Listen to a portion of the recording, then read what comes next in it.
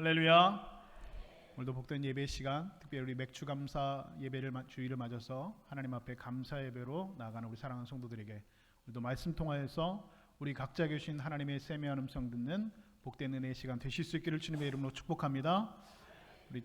우리 지난주 우리 예배 말씀 우리 평화를 선택하십시다라고 하는 말씀을 기억하면서 그 감옥의 자리에서도 기뻐하라 감옥 밖에 있는 사람들에게 선언하였던 그 바울의 믿음, 그 바울의 기쁨을 우리가 다시 한번 기억하면서 하나님의 평강이 그리스도 예수 안에서 너희 마음과 생각을 지키시라 말씀하셨던 그 평화를 우리가 마음 가운데 간직하기를 바라며 우리 좌우 옆 분들과 함께 우리 이렇게 한번 오늘은 인사했으면 좋겠습니다. 평화를 선택하십시다. 함께 인사하겠습니다. 시작. 평화를 선택하십시다. 아멘. 평화를 선택하십시다. 여러분 예배 설교 시간에는 저가 혼자 설교하는 것이 아니라 사실은 여러분과 함께 설교를 저도 듣는 시간입니다. 그래서 여러분과 함께 제가 눈을 마주치고 함께 보면서 함께 영적인 그런 소통을 하면서 이루어지는 시간인데 예배 드리면서 그런 생각을 많이 합니다. 제가 목사인데도 우리 성도들 중에 어떤 분이 한 집사님이나 어떤 성도님들이 예배 드리는 모습을 보면서 제 마음 가운데 뭉클해지고 갑자기 이렇게 왈칵 눈물이 쏟아질 것 같은 때가 있습니다. 그분이 예배드리는 모습이 얼마나 귀한지, 그분의 설교 듣는 모습이 얼마나 귀한지 제가 예배를 인도하다가 혹은 설교하다가 그 성도님의 모습을 보면서도 제가 은혜 받는 경우들이 있는 것 같습니다. 근데 사실은 그 반대의 경우도 얼마든지 있다라는 것이죠. 여러분 예배 시간에 목사를 잘 쳐다보시고 목사하고 눈빛을 함께 교하면서 아이 컨택을 잘 하면서 함께 설교를 통하여서 지금 우리에게 주시는 하나님의 세미한 음성 듣는 복된 은혜의 시간 되실 수 있기를 주님의 여러분 다시 한번 축복합니다. 우리 신명기 16장을 보면 하나님께서 세 가지 절기를 지키라고 말씀하셨는데요. 그 첫 번째는 바로 유월절이고 두 번째는 초막절이고 그리고 마지막 세 번째는 칠칠절. 이 세 가지 절기를 하나님께서 지키라고 말씀을 하셨습니다. 먼저 유월절은 여러분 어떤 것입니까? 이스라엘 백성들이 애굽에서 종살이하였을 때에 하나님께서 애굽에 10가지 재앙을 내리셨죠. 그런데 그 10가지 재앙의 마지막 재앙, 장자가 죽어나가는 그런 재앙이 있었는데 하나님께서 이스라엘 백성들에게 주신 말씀 무엇이냐? 문 좌우임방에 양의 어린 양을 잡아서 그 피를 바르면 그것이 넘어갈 것이다, 유월할 것이다, 패스오버할 것이다 라고 하나님께서 약속해 주셨죠. 그래서 이스라엘 백성들은 어린 양을 잡아서 그 좌우 그 물서주와 임방에 좌우 임방에 그 양의 피를 발랐다는 것입니다. 양의 피를 발려져 있는 그 집은 그래서 재앙을 면했다라고 하는 사실입니다. 이것이 바로 오늘 유월절의 유래가 되어지는 것입니다. 여기서 유월절의 어린 양, 그 피를 문설주와 좌우 임방에 발랐다고 했는데 그렇다면 이 유월절 그 어린 양, 그 어린 양은 무엇을 상징하는 것이냐? 바로 예수 그리스도를 상징한다라고 하는 것입니다. 유월절 어린 양의 피가 그 문설주와 좌우 임방에 발려져 있는 집은 모두 다 재앙을 받지 않고 구원을 받았듯이 오늘 예수 그리스도를 믿는 사람은 누구나 멸망하지 않고 구원을 받게 될 것임을 말씀하시는 것입니다. 두 번째로 초막절은 오늘 우리나라의 추수감사절에 해당하는 절기입니다. 하나님께서 때를 따라 이른 비와 늦은 비를 내려주셔서 풍성한 큰 수확을 거두게 하신 것을 하나님 앞에 감사하는 것이 이 초막절 절기라는 것이죠. 그래서 이때가 되면 이스라엘 백성들, 지금도 그렇습니다. 지금도 이스라엘 백성 유대인들은 이때가 되면 백성들은 광야로 나가서 종려나무 가지로 초막을 만듭니다. 그러니까 그 사진을 보여드리면 좋겠는데 그냥 종려나무 가지로 그냥 얼기설기 텐트를 만드는 겁니다. 임시 거처를 그냥 비만 피할 수 있는, 비를 피하는 게 아니라 사실은 새벽 아침 이슬을 피하는 겁니다. 그러니까 얼기설기로 그 초막을 져가지고 그 초막에서 실제로 일주일 동안 산다는 겁니다. 제가 신학교 다닐 때 교수님께서 이스라엘에서 공부하시고 오신 분이 계셨는데 유대인들 중에서 경건한 유대인들은 지금도 실제로 초막절이 되면 일주일 동안 밖에 나가서 실제로 광야에 나가서 초막을 짓고 사는 사람들도 있고 조금 시간이 없는 사람들은 자기 집 마당에다가 초막을 짓고 사는 사람들이 있고 그리고 조금 더 시간이 없는 사람, 마당이 없는 사람들은 거실에다가 초막을 짓는답니다. 얼기설기 해가지고 초막을 짓는데 뭐 종려나무 가지가 없으니까 요즘에는 인터넷에서 초막절 그 텐트를 질 수 있는 그런 뭡니까 그런 나무들을 판다는 것이죠. 그 짓고선 그간에서 불편하게 일주일 동안을 지낸다는 것입니다. 일주일을 지내고 나서 다시 텐트를 꽂고 집으로 돌아와서 광야에서 초막 생활했던 현재 그 생활과 지금 나의 그런 현재의 삶을 비교하면서 하나님 앞에 감사의 제단을 쌓는 겁니다. 그래서 여러분, 초막절은 이스라엘 백성들이 옛날 우리 조상들이 그 광야에서 초막을 짓고 살면서 많은 고생을 했지만 지금 우리들은 이렇게 집에서 살게 해주신 하나님의 은혜에 감사하는 절기가 바로 초막절이라는 것입니다. 오늘 우리는 이 절기를 추수감사절 예배로 지키고 드리고 있습니다. 그리고 오늘 7.7절, 이것이 오늘 우리가 지키고 있는 맥주절입니다. 옛날 이스라엘 백성들이 지켰던 맥주절에는 사실은 세 가지 의미가 있습니다. 첫 번째 의미는 무엇이냐? 바로 가나안 땅에 이르게 된 것을 감사하는 것입니다.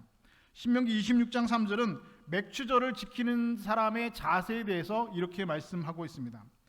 내가 오늘날 당신의 하나님 여호와께 고하나이다. 내가 여호와께서 우리에게 주리라고 우리 열조에게 맹세하신 땅에 이르렀나이다 라고 기록을 하고 있습니다. 이 말씀을 우리가 자세히 보십시오. 한번 이 말씀을 자세히 보시면 이스라엘 백성들은 무엇에 대해서 감사하고 있느냐? 여호와께서 우리 조상들에게 맹세하신 그 땅에 이르게 하신 것을 감사하는 겁니다. 그러니까 우리 조상들에게 이르게 하신 그 땅, 다시 말해서 그 가나안 땅에 들어가게 하신 것에 대해서 감사하는 겁니다. 우리가 흔히 알고 있는 것처럼 우리가 이런 풍성한 그런 은혜를 누리고 풍성한 수확을 거두게 하신 것에 대해서 감사합니다 하는 것이 아니라는 것이죠. 다시 말해서 무엇을 거둔 것에 대해서, 무엇을 얻은 것에 대해서 우리가 감사하는 것이 아니라 어떻게 이렇게 심고 거둘 수 있는 이 땅에 이르게 하신 것 그 자체에 대해서 감사하는 것이 이 맥주절의 감사라는 것입니다. 따라서 오늘 우리가 맥주절을 지키는 우리의 그 감사도 이런 감사여야 됩니다. 무엇을 주셨기 때문에, 하나님께서 나에게 무엇을 주셨기 때문에 감사하는 것이 아니라 하나님의 은혜로 내가 구원받고 하나님의 자녀로 사는 것, 하나님의 자녀로 살아갈 수 있는 것 그 자체에 대해서 감사하는 것입니다. 다시 말해서 이 감사는, 이 맥주절의 감사는 보다 근본적인 감사라는 것입니다. 무엇을 주셔서 하나님 앞에 감사하는 것이 아니라 그냥 내가 구원받고 하나님의 자녀로 이 땅에 살 수 있는 것 그 자체에 대해서 감사하는 것이 이 맥주절의 감사의 정신이라는 것입니다. 지금 내가 서 있는 자리, 이 하나님의 자녀로 사는 위치가 감사의 조건이 되어야 된다는 것이죠. 이것이 맥주절을 지키는 자들의 감사의 자세라고 하는 것입니다. 오늘 하나님께서 여러분에게 무엇을 주셨습니까? 어떤 분들에게는 많은 것으로 하나님께서 올해 주셨던 분들도 있으실 것이고, 어떤 분들은 하나님께서 많은 것으로 주시지 않고 참으로 어려운 가운데 올해 2024년 상반기를 지내신 분들도 있을 것입니다. 또 어떤 분들은 자녀들이 좋은 대학에 입학해서 하나님 앞에 감사한 경우들도 있고, 어떤 분들은 자녀들에게 좋은 직장을 주셔서 감사한 분들도 있을 것입니다. 건강을 주셔서 감사하고, 물질을 주셔서 감사하고, 이것저것 하나님께서 은혜를 베풀어 주신 것에 대해서 우리는 오늘 하나님 앞에 감사하고 있습니다. 그런데 여러분, 오늘 이 맥주거절의 감사는 하나님께서 나에게 이런 것들을 주신 것에 대해서 감사하는 것이 결코 아니라는 것입니다. 여러분이 그 자리에 있게 하신 것, 지금 여러분이 그 예배의 자리에 앉아 있을 수 있게 하신 것, 여러분이 그 지금 삶에 있는 그 삶의 자리에 있을 수 있도록 하나님께서 있게 하신 것, 다시 말해서 여러분이 그 조상들에게, 이스라엘 백성들의 조상들에게 약속하신 그 가나안 땅에 이르게 하신 것처럼 지금 그 자리에 이르게 하신 것 그 자체에 대해서 감사하는 것이 오늘 이 맥주절의 감사라고 하는 것입니다. 여러분을 집사로, 권사로, 장로로, 또 저와 같이 목사로 하나님께서 직분 맡겨주셔서 몸된 교회를 섬길 수 있는 자리에 있게 하여 주신 것, 지금 이곳에 이르게 하신 것, 하나님의 약속을 받아 내가 구원받은 백성이 되어서 하나님 예배의 자리에 오늘 지금 그 자리에 여러분 하나님께서 있게 하신 것, 그 약속의 땅에 이르게 하셔서 하나님의 약속의 백성이 되시게 하신 것에 대해서 감사하는 것이 오늘 맥주절에 감사하는 사람들의 자세라는 것입니다.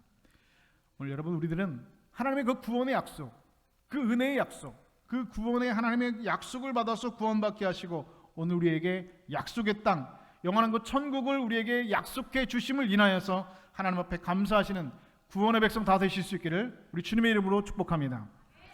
두 번째는 처음 것을 하나님 앞에 드리는 것이 바로 이 맥주절의 감사입니다. 신명기 26장 11절은 이렇게 말씀하고 있습니다. 여호와여, 이제 내가 주께서 내게 주신 토지 소산의 만물을 가져왔나이다 하고 너는 그것을 내 하나님 여호와 앞에 두고 내 하나님 여호와 앞에 경배할 것이며 라고 말씀하고 있습니다. 토지소산에 무엇을 드리라고요? 만물을 드리라는 겁니다. 만물.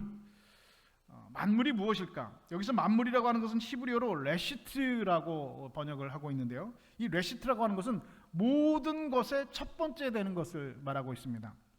그리고 이 단어는 특별히 어디에 사용되고 있냐? 창세기 1장 1절에 태초에 하나님께서 천지를 창조하시니라 라고 하는 그 태초에라고 하는 단어에 사용된 단어 바로가 이 레시트입니다. 그래서 히브리서 창세기 1장 1절은 히브리어로 이렇게 시작합니다. 베레시트 바라 엘로힘 레시트, 바로 태초에라고 하는 단어로 번역되고 있는 단어가 이 만물이라고 하는 단어, 그리고 처음이라고 하는 단어입니다. 그러니까 여러분, 히브리어 레시트는 시간으로 말하면 제일 첫 번째 시간을 말하는 것이고, 그리고 열매로 말한다면 가장 먼저 익은 열매를 말하는 것이고, 무엇이든 가장 처음이 되고 가장 좋은 것을 레시트, 다시 말해서 오늘 만물이라는 단어로 번역하고 있는 것입니다. 그리고 이렇게 가장 처음 되고 가장 좋은 것을 하나님께 드리는 것은 이 모든 것이 하나님의 것입니다 라고 하는 것을, 그런 의미를 담고 있는 것입니다. 여러분 한번 생각해 보시죠.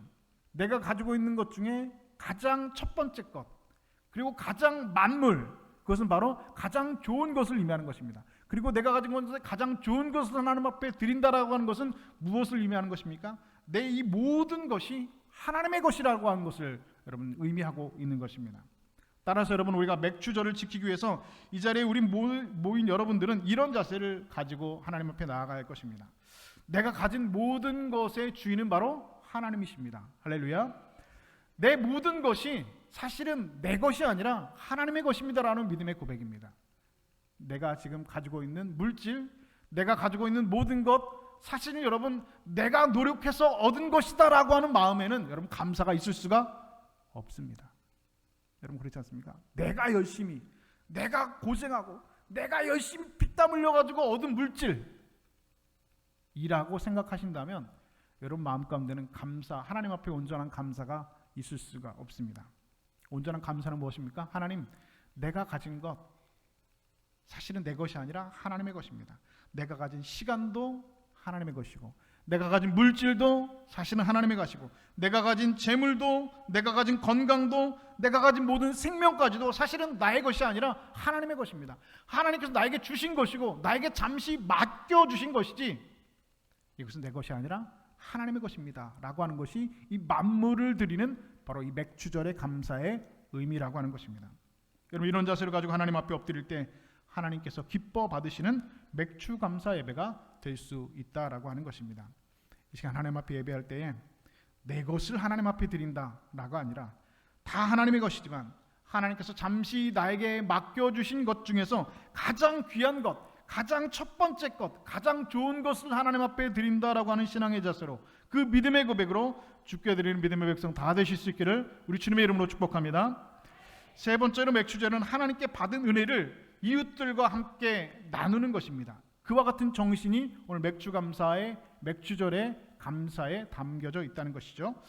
신명기 26장 11절은 이렇게 말씀합니다. 내 하나님 여호와께서 너와 내 집에 주신 모든 복을 인하여 너는 레위인과 너희 중에 우고하는 객과 함께 즐거워할지어다 라고 말씀하고 있습니다. 여기서 말하는 너희 중에 우고하는 객은 누구를 말하는 것입니까?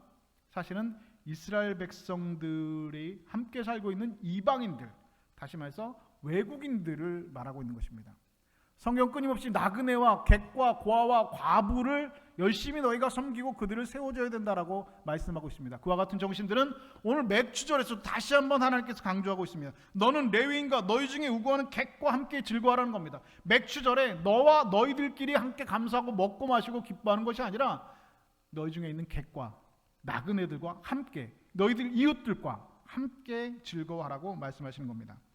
하나님께 감사하는 동시에 그 기쁨을 너희 이웃들과 함께 나누라고 말씀하고 있습니다. 옛날 애굽에서 고생할 때를 기억하면서 지금 어려움을 당하고 있는 그 이웃들을 외면하지 말고 보살펴주고 그들을 마음 가운데 새기고 그들에게 적극적으로 너희의 믿음의 행위를 드러내라라고 말씀하시는 것입니다.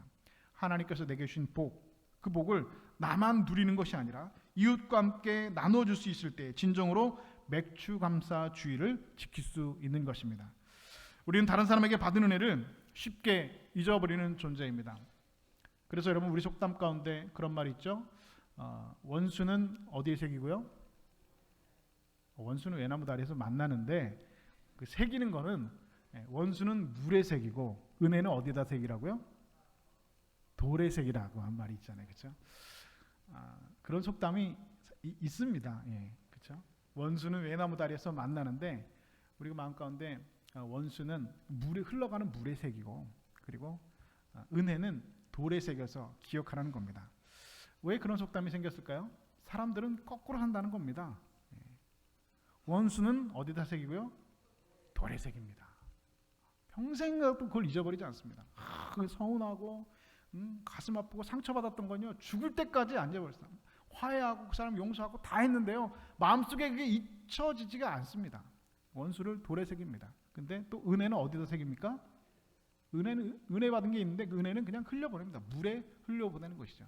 오죽하면 여러분 그런 속담이 생겼습니까? 내가 다른 사람에게 은혜를 베푼 것은 잊지 않고 기억하고 있어도 은혜를 입은 것에 대해서는 금방 잃어버리는 것이 사람입니다. 왜 그렇습니까? 사람은 다 원래 그래요. 원래 그래요. 원래. 나만 그런가? 아니에요. 다 그래요. 왜 그렇습니까? 우리는 원래 그렇게 태어났습니다. 우리는 죄성을 가지고 있는 우리의 죄의 본성들이 있기 때문에 우리 여러분 다 그렇습니다. 나만 그런가? 여러분 그렇게 생각하지 마요. 옆에 있는 사람도 그렇고요. 저도 그렇고요. 사람은 다 그렇습니다. 죄인이기 때문에 그렇습니다. 죄의 본성들을 가지고 있기 때문에 우리는 다 원수는 다 돌에 새기고 은혜는 다 물에 새기면서 사는 사람들입니다. 그래서 우리는 하나님께 받은 은혜가 있으면 그 은혜를 무엇이라고 생각하냐면 당연한 거라고 사실은 생각합니다. 안 그러신 것 같죠? 사실 그렇습니다. 하나님께 은혜를 받는데 내가 은혜를 받는 게 너무나 당연한 겁니다. 왜냐하면 난 하나님의 자녀이니까. 난 하나님의 구원받은 백성이니까. 내가 하나님을 위해서 주를 위해서 열심히 봉사하고 헌금하고 주의를 이렇게 했으니까 하나님의 은혜를 받는 것이 당연하다라고 생각하는 것입니다.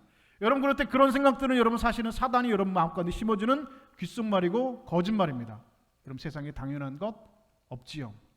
오늘 우리 찬양팀이 우리 찬양했던 것처럼 당연한 것은 아니었다는 겁니다. 지금 내가 누리고 있는 것 당연한 것이 아니라 뭐였다고요? 하나님의 은혜였다는 겁니다. 근데 그 은혜를 우리가 쉽게 잊어버립니다. 물에 흘려버립니다. 사람에게 받은 은혜도 잊어버리지만 하나님께 받은 은혜도 금방 잊어버립니다. 여러분의 마음을 한번 생각해 보시죠. 지난날 하나님께서 여러분에게 베풀어 주신 것에 대해서 여러분 얼마나 감사하는 마음을 여러분 기억하고 계십니까? 여러분 마음속에 오직 하나님 이것을 해주십시오. 하나님 앞에 달라고 하는 그런 마음이 여러분 더 많지 않습니까? 맥주감사 예배 드리러 나왔지만 사실 하나님 앞에 감사로 나온 것보다는 하나님 앞에 이것저것을 구하고 하나님 앞에 간구하기 위해서 여러분 나오는 것이 우리의 마음이라는 것입니다. 여러분 이것이 오늘 우리의 부끄러운 실존이고 우리의 부끄러운 자화상입니다. 여러분 기복주의라고 하는 신앙이 있습니다. 이 기복주의 신앙이 여러분 무서운 게 뭔지 아십니까? 기복주의 신앙이 여러분 무서운 것은 무엇이냐면 하나님을 채무자로 만들어버리는 것입니다. 하나님을 채무자로 만드는 것은 무엇입니까? 하나님에게 빚받은 것처럼 기도하는 겁니다. 하나님 이것을 주시옵소서 주시옵소서 라고 기도하며 마치 하나님 앞에 빚받으러 온 사람처럼 채무자처럼 하나님께서 하나님을 만들어 버린다는 것이죠. 그런데 여러분 하나님은 여러분에게 빚을 지신 적이 있습니까? 없습니까? 없습니다. 오히려 빚진 자는 누구죠? 바로 우리들입니다. 그런데 하나님 앞에 맡겨놓은 거 찾으러 온 사람처럼 기도하는 분들이 있습니다. 물론 하나님께서는 우리에게 너희가 구하라, 찾으라, 두드리라. 그러면 너에게 주실 것이다 분명히 말씀하고 있습니다. 그런데 그것은 여러분 어떤 조건이 성립하기 때문입니까? 우리가 하나님의 자녀이기 때문에 여러분 그것은 가능한 것이죠. 여러분 자녀들에게 무엇을 자녀들이 여러분 하나님 앞에 여러분에게 구할 때 아빠 이거 사주세요, 엄마 이거 사주세요 라고 구하는 것은 여러분 당연한 것입니다. 왜 그렇습니까? 그것은 자녀이기 때문에 그 자녀가 가지고 있는 권세고 권리입니다. 자녀이니까 당연히 부모에게 밥 달라, 돈 달라 여러분 할 수 있죠. 그것은 자녀의 권리입니다. 그런데 여러분 자녀의 권리라고 하지만 그 자녀가 마치 부모에게 빚받으러 온 사람처럼 당연한 것을 달라고 요구한다고 여러분 생각하면 여러분 마음이 어떠시겠습니까? 그것은 아니죠. 내가 맡겨놓은 것이 없습니다. 내가 자녀에게 빚을 진 것은 아닙니다. 내가 자녀를 사랑하는 마음으로, 부모가 부모이기 때문에 부모의 의무된 마음으로 그 자녀에게 베풀고 주는 것이지, 자녀가 여러분 당연히 무슨 빚 받으러 온 사람처럼 아빠 이거 주세요, 엄마 이거 주세요, 당연한 거 아닙니까? 라고 말한다면 여러분 무엇입니까? 그것은 아니라는 것이죠. 하나님과의 관계도 마찬가지입니다. 그래서 기복주의 신앙이 여러분 무서운 겁니다. 하나님을 채무자로 만들어버린 것입니다. 여러분, 이처럼 우리는 하나님의 은혜를 잘 잊어버립니다. 하나님의 은혜를 잘 잊어버리기 때문에 하나님께서 한 가지 장치를 마련해 두셨습니다. 그게 뭐냐? 바로 감사절입니다. 너무나 당연한 말인데, 너무나 상식적인 말인데, 저는 근데 이런 생각을 해봤습니다. 아니, 우리가 얼마나 감사를 하지 않으면 하나님께서 억지로 절기를, 감사하는 날을 만들어 놓으신 거예요. 오늘처럼 맥주 감사절, 추수 감사절, 감사를 특별히 하는 날을 하나님께서는 만드셔서 다른 날에보다 이 날은 특별히 너희가 잊지 말고 감사해야 돼. 누구한테? 나한테. 감사해야 돼. 너희가 감사를 잃어버리면 죽어. 감사하지 않으면 너네들이 죽어. 너희들의 마음이 황폐해져. 너희들의 마음이 나에게 감사하지 않으면 그 마음이 지옥으로 지어가는 것이야 라고 하나님께서 우리를 나보다 더 잘 아시기 때문에, 우리를 설계하시고 창조하신 하나님이기 때문에, 우리가 감사하지 않으면 어떻게 우리의 마음이 갈지를 아시기 때문에 하나님께서는 억지로 감사라고 하는 절기를 만드셔서 너희가 이날만큼은 특별히 감사해라, 이날만큼은 특별히 나에게 감사하고 그 받은 은혜를 이웃들과 함께 나누고 살아라 라고 하나님께서 우리에게 감사절을 만들어 주셨습니다. 이 시간 여러분들이 마음을 다시 한번 가다듬으실 수 있기를 바랍니다. 그동안 가졌던 원망들, 불평들 다 내려놓으시고 지금까지 하나님께서 나에게 베풀으신 은혜를 기억해 보실 수 있기를 바랍니다. 오늘 우리가 부른 찬송대로 받은 복을 어떻게 해보라고요? 세어보라는 겁니다. 받은 복을 세어보랍니다. 세어보는 겁니다. 지갑에 돈만 세지 마시고, 통장에 찍힌 공이 몇 개 들었나 그것만 세어보지 마시고, 하나님께서 나에게 주신 그 복을 세어보라는 겁니다. 하나, 둘, 셋, 넷, 다섯, 여섯, 일곱, 여덟, 아홉, 열. 작년에 맥주 감사 주일에요. 우리가 감사하는 것을 교인들한테 다 받았어요. 뭐가 감사한지. 그리고 주보에다가 간지하던 거 다 나눠드렸어요. 기억나세요? 나시죠? 그거 우리 안 했습니다. 왜 안 했는지 아세요? 제가 시험에 들어서 안 했어요. 왜 시험에 들었냐면, 그거를 작년에 부목사님이 전 교인한테 다 전화를 했어요. 여러분 전화 받으셨죠? 네, 부목사님이 작년에 김인수 목사님이 전화했어요. 집사님, 권사님 감사 이벤트 올해 하는데 추수감 맥주 감사에 감사한 게 뭔지 얘기해 주세요. 그러면 감사한 거 막 다 해주세요. 근데 한 10% 정도는 뭐라고 말씀하셨나요? 아세요? 여러분 기억하시죠? 저는 감사한 게 없는데요. 없대요. 그분들이 여러분 여기 한 10% 정도 계세요. 누군지 범인은 아니죠. 없대요. 감사한 게 없답니다. 그래서 감사한 게 없는데 무슨 감사한 걸 적겠어요. 그래서 제가 너무 충격을 받았어요. 감사한 게 없다. 아니 그래도 교회에서 그냥 목사가 감사한 거 이렇게 적어내라면, 감사한 게 없어도 그래도 이게 그냥 건강 주신 거 감사합니다. 이렇게 하나 쓸 수 있잖아요. 없대요. 너무 시험이 됐어요. 그래서 오래 하려고 하다가 제가 너무 마음이 힘들 것 같아서. 근데 여러분 지금 여러분 마음 가운데 어떤 게 감사한지 한번 생각해 보세요. 없는 분들이 있을 거예요. 누가 없을까? 나는 아무리 생각해도 하나님 앞에 감사한 게 없다. 올해 반년 동안 지났는데 하나님 앞에 감사한 게 없다. 나는 올해 반년 동안 너무너무 힘들었다. 뭔 감사냐? 나는 그냥 죽지 못해 살았다. 원망하고 불평하는 마음들이 있는 분들이 여러분 있을 겁니다. 한 10% 정도는 계실 거예요. 안 그런 척 하고 계시지만 계실 겁니다. 여러분 그럴 수 있습니다. 그러나 이 시간에 하나님께서 우리에게 절기를 만드셔서, 감사의 절기를 만드셔서 하나님의 은혜를 다시 한번 세어보라 말씀하셨습니다. 받은 복을 세어보라 말씀하셨습니다. 간절히 바라기는 오늘 하나님 앞에 예배하면서 내가 무엇이 하나님 앞에 감사한 것이었는지, 하나님께 받은 은혜가 무엇인지 다시 한번 우리의 영적인 지갑들을 세어보셔서 받은 복을 세어보시는 은혜의 시간 되실 수 있기를 우리 주님의 이름으로 축복합니다. 그런데 이렇게 감사가 쉽지가 않다는 것이죠. 그러면 여러분 앞에 제가 친절하게 어떻게 하면 감사를 잘 할 수 있는지, 감사를 잘할 수 있는 방법을 이 시간에 여러분에게 공유해 드리도록 하겠습니다. 그렇다면 감사가 잘 되지 않는 분들은 이 방법을 한번 따라해 보시죠. 그것은 무엇이냐? 가장 먼저 감사할 수 있는 것부터 찾아보는 겁니다. 감사한 것이 없다면 내가 가장 그냥 먼저 간접 딱 떠오르는 것, 그것이 한번 그것을 세워보는 겁니다. 시험 볼 때 가장 기본적인 건 뭐냐면 아는 문제를 먼저 푸는 겁니다. 모르는 문제 붙잡고 끙끙거리고 있다는 시간 다 가버리고 말죠. 그냥 모르는 문제는 그냥 먼저 지나가 버립니다. 어려운 문제는 지나가 버리고 내가 지금 쉬운 문제, 수학 1번, 2번 문제 쉽지 않습니까? 그 문제부터 먼저 풀어보는 겁니다. 마찬가지로 지금 여러분이 감사할 수 있는 것, 지금 당장 가장 쉽게 감사할 수 있는 것부터 생각해 보십시오. 감사하기 어려운 문제는 뒤로 넘겨버리고 먼저 감사할 수 있는 것부터 생각해 봅시다. 지금 내가 누리고 있는 너무나 평범한 일상들,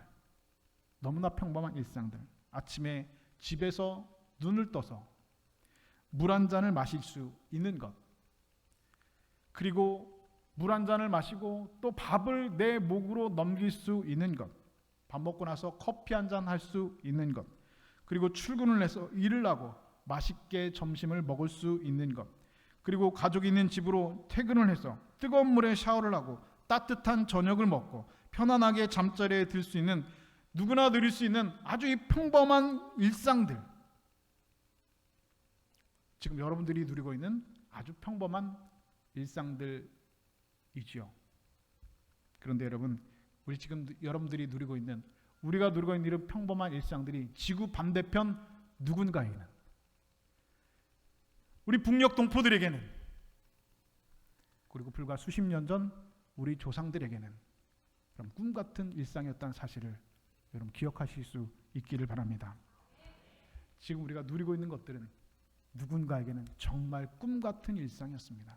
근데 그 생각을 우리는 하지 못한다는 것이죠. 사랑하는 여러분, 지난 세월 동안 여러분들이 하나님께 받은 은혜가 무엇인지를 생각해 보십시오. 다른 사람들과 비교해서 뭐 특별한 거 찾을 필요가 없습니다. 뭐 죽을 뻔하다가 살아나고, 뭐 망할 뻔하다가 일비 뭐 돈벼락 맞고, 뭐 이런 거 특별한 거 찾지 마시고 아주 평범한 것을 먼저 찾아보십시오. 하나님께서 여러분에게 먹을 것과 입을 것을 주셨습니다. 건강을 주셨고, 그냥 아이들이 그냥 아무 탈 없이 그냥 잘 자라나도록 해주셨습니다. 이런 평범한 것들이 여러분 진정으로 하나님 앞에 감사할 조건이 되는 것입니다. 소설가 김홍진 씨의 시 중에 겪어보면 안다라고 하는 시가 있어서 여러분에게 한번 소개해드리고 싶습니다. 겪어보면 안다. 굶어보면 안다. 밥이 하늘인 것을. 목마름에 지쳐보면 안다. 물이 생명인 것을. 일이 없어 놀아보면 안다. 일터가 낙원인 것을. 아파보면 안다. 건강이 엄청 큰 재산인 것을. 잃은 뒤에 안다. 그것이 참 소중한 것을. 이별하면 안다. 그이가 천사인 것을. 지나보면 안다. 고통이 추억인 것을. 불행해지면 안다. 아주 작은 것이 사실은 행복이었던 것을. 오늘 여러분의 지극히 평범한 일상들을 하나님 앞에 감사하실 수 있는 여러분 되실 수 있기를 바랍니다. 하루하루 별탈 없이 그냥 내가 아침에 일어나서 물 한 잔 먹을 수 있는 것에 대해서 여러분 하나님 앞에 감사하실 수 있어야 됩니다. 저는 아침에 일어나서 새벽 예배 나오기 전에 정수기에서 물을 한 잔 내려서 물 한 잔 마시면서 생각나는 사람이 하나 있습니다. 물 마시면서 생각나는 사람. 저는 언젠가도 말씀드렸죠. 저는 세상에서 제일 싫어하는 것이 미지근한 물입니다. 그래서 정수기에 여러분 냉수가 있고 그냥 일반 정수가 있잖아요. 그러면 저희 집사람은 냉수를 하면 꼭 정수를 먹어요. 뭐 이가 실이 되나 뭐 차갑되나 배가 뭐 안 좋고. 그래서 정수를 먹는데 그 정수를 넣고 냉수를 바꿔놔야 되는데 그냥 정수를 넣고 그냥 이렇게 하면 미지근한 물 나오잖아요. 그러면 저는 어떻게 하는지 아세요? 뱉어버려요.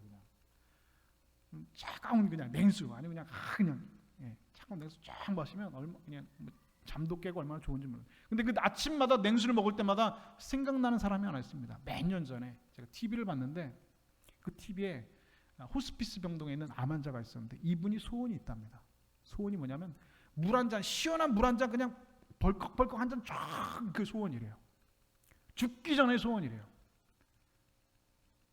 물 한 잔 먹는 거 누군가에게는 여러분 소원입니다. 우리의 지극히 평범한 일상들, 내가 밥을 먹을 수 있고 아침에 일어나서 그냥 눈 뜰 수 있는 것, 물 한 잔 냉수 시원하게 마실 수 있는 것, 그냥 아침에 일어나서 밥을 먹고 커피 한 잔 마시고 일터에 출근해서 점심을 먹고 저녁에 퇴근해서 따뜻한 물에 샤워하고 잠자리에 편안하게 들 수 있는 것, 아주 이런 평범한 일상들이 여러분 감사하는 첫 걸음이라는 것입니다. 그것은 여러분에게 당연한 것이 아니라 사실은 하나님의 은혜였음을 기억하신 여러분 되실 수 있기를 주님의 이름으로 축복합니다. 이렇게 감사할 것이 있는 것을 먼저 찾아본 다음에 그 다음에는 우리가 어려운 문제를 풀어야겠죠. 이제는 정말 어려운 문제를 풀어야 됩니다. 그 문제는 무엇이냐? 감사하기 어려운 문제들을 이제는 풀어내야 합니다. 감사하기 어려운 것 있죠. 내게 다가오신 하나님께서 주신 고통과 고난에 대해서 우리는 감사하기 어렵습니다. 하나님 왜 나에게 이런 어려움을 주어가지고 내가 힘들게 하십니까? 왜 하나님 나에게 이렇게 고통스럽게 하십니까? 그런데 여러분, 하나님께서 여러분에게 주시는 고난도 여러분 사실은 감사할 조건이 됩니다. 로키산맥에 해발 3,000m가 되면 수목 한계선이라는 것이 있어요. 여러분 학교 다닐 때 지리 시간에 들어보셨죠? 수목 한계선. 이 수목 한계선은 뭐냐면 이 3,000m 이상 되면은 바람이 불고 너무 날씨가 추워서 나무가 자라지 못하는 그 한계선이 바로 수목 한계선입니다. 그래서 그 수목 한계선 그 지음에 있는 나무들은요 어떻게 있냐면 그 바람 때문에 이 나무가 똑바로 서 있는 게 아니라 다 옆으로 다 누워 있다는 겁니다. 히말라야의 수목 한계선 3,000m 쯤에 있는 나무들은 다 이렇게 옆으로 누워 있답니다. 그런데 놀라운 사실 아십니까? 그건 뭐냐면 그 나무들이 그 누워 있는 히말라야 수목 한계선에 있는 3,000m 쯤에 있는 그 나무들을 가지고 세계 최고의 바이올린을 만드는 목재로 사용된다는 겁니다. 그렇게 열악한 환경 속에서 자란 나무로 만든 바이올린이 세상에서 가장 아름다운 소리를 나는 바이올린으로 만들어낸다는 것이죠. 여러분 우리 인생 가운데 여러분 사실은 가장 아름다운 사람이 누굽니까? 가장 우리 인생 가운데 아름다운 사람, 가장 존경스러운 사람은 어떤 사람들이냐? 수많은 고난을 극복하고 이겨낸 사람입니다. 그냥 고난 모르고 꽃길만 걸어본 사람은 그 인생에 깊이가 없습니다. 그래서 고난과 역경 속에서 하나님 의지하고 고난과 역경을 극복하고 살아온 사람에게는 삶의 향기가 느껴집니다. 삶의 깊이가 그 사람은 다르다는 것입니다. 여러분 자녀들을 위해서 기도하시죠? 저도 제 자녀들 위해서 기도하는데 특별히 저는 자녀들을 위해서 기도할 때 그렇게 기도합니다. 하나님 저희 자녀들이 하나님 잘 되게 해주십시오라고 기도하지 않습니다. 하나님 우리 자녀가 꽃길만 걷게 해주십시오라고 기도하지 않습니다. 여러분 고생도 안 하고 꽃길만 걷고 자란 자녀가 여러분 나중에 어른이 돼가지고 여러분 사람 노릇하고 살 수 있을까요? 여러분 사람 노릇 못합니다. 꽃길만 걸었어요. 아무런 어려움도 고통도 힘든 것도 없이 꽃길만 걸고 살았습니다. 요즘 그래서 뭐 꽃길만 걸으셔서 여러분 꽃길만 걸어서는 여러분 사람 노릇 못합니다. 꽃길만 걸어서는 여러분 온전한 성도 될 수 없습니다. 꽃길만 걷지 마세요, 여러분. 하나님께 주신 고난도 고통도 그 길을 어떻게 하는 겁니까? 극복해내는 겁니다. 이 사람이 여러분 정말 아름다운 사람입니다. 고난과 고통을 극복해낸 사람이 여러분 정말 아름다운 사람입니다. 삶의 깊이가 다르고 삶의 향기가 다릅니다. 오늘 여러분에게 다가오는 고난과 고통 역시 여러분 감사할 조건이 된다는 것입니다. 사랑하는 여러분, 감사는요 환경의 문제가 아닙니다. 감사는 믿음의 문제입니다. 믿음이 있는 사람은 어떠한 삶의 자리에서도 하나님 앞에 감사를 하는데 믿음이 없는 사람은 아무리 좋고 아무리 화려한 환경 가운데 있을지라도 하나님 앞에 감사하지 못합니다.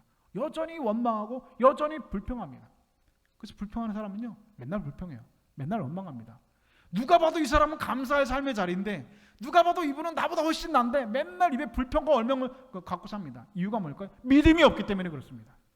믿음이 있는 사람은요 아무리 힘들고 어렵고 힘든 고난의 삶의 자리에서도 하나님 앞에 감사할 수 있습니다. 문제는 뭡니까? 믿음이 있느냐 믿음이 없느냐의 문제입니다. 그래서 오늘 본문은 이렇게 우리에게 말씀합니다. 믿음에 굳게 서서 감사함이 넘치게 하라. 할렐루야. 믿음에 굳게 서 있는 사람은 하나님 앞에 감사할 수 있습니다. 그러나 믿음이 굳게 서 있지 않은 사람은 아무리 잘 먹고 잘 살고 아무리 좋은 환경 속에서 산다고 할지라도 하나님 앞에 감사할 수 없습니다. 왜요? 믿음이 없으니까. 성경 우리에게 말씀하죠. 범사에 감사하라. 사랑하는 여러분, 감사하기 어려운 일을 만나셨습니까? 그럼 그 일에도 하나님 앞에 감사하실 수 있기를 바랍니다. 이해할 수 없는 하나님을 만나셨습니까? 하나님은 원래 이해 안 되는 분입니다. 그 삶의 자리에서 하나님 앞에 감사하실 수 있기를 바랍니다. 그래서 감사하고 그냥 감사하고 가장 높은 차원의 감사가 뭐라고요? 그래도 감사하는 겁니다. 그럼 그래도 감사하셔야 됩니다. 하나님께서 여러분에게 하시는 일은 나쁜 일이 하나도 없습니다. 모두 선한 겁니다. 비록 우리의 삶, 우리 눈에 보기에는 감사하기 어렵다 할지라도 그 속에는 반드시 우리에게 주신 하나님의 은혜가, 사실은 그 고난과 그 고통 속에 그 은혜가 하나님께서 숨겨 놓으셨습니다. 그래서 여러분, 감사는 믿음이라는 것이죠. 어떤 믿음입니까? 하나님께서 무슨 일을 만나든지 하나님께서 나를 인도해 주신다라는 걸 믿음. 내가 이런 고통과 어려움 가운데 있을지라도 결국 하나님께서 나를 선한 길로 인도해 줄 거라는 믿음이 있으면 감사했습니다. 근데 그 믿음이 없으면 감사 못해요. 여러분, 그렇게 여러분 믿으실 수 있기를 바랍니다. 여러분이 지금 당하고 있는 고통과 어려움 가운데 하나님께서 은혜를 숨겨놓으셨고, 그 은혜를 내가 발견하게 되면, 내가 믿음을 지키면 그것을 통해서 하나님께서 가장 좋은 것으로 선한 길로 나를 인도해 주실 것이라는 믿음이 있으면 하나님 앞에 지금 고통과 고난에 대해서 감사할 수 있는 것입니다. 이런 믿음이 있는 사람은 하나님 앞에 진정으로 감사할 수 있는 것입니다. 그리고 믿음의 사람들은 늘 그래서 그것을 알기 때문에, 그 하늘나라의 은혜를 알기 때문에, 그 비밀을 알기 때문에 하나님 앞에 늘 감사를 선택하는 사람들이었습니다. 그래서 감사는 사실은 내가 선택하는 겁니다. 지난주 설교는 평화를 선택했죠. 그런데 오늘은 감사는 사실은 내가 선택하는 겁니다. 불평과 원망의 자리에서 감사를 선택한 사람들, 성경은 그 사람들을 믿음의 사람이라고 말하고, 히브리서 11장은 그 사람들에 있어서 뭐라고 합니까? 이런 사람들은 세상이 감당할 수 없는 사람들이라고 히브리서 11장은 고백하고 있습니다.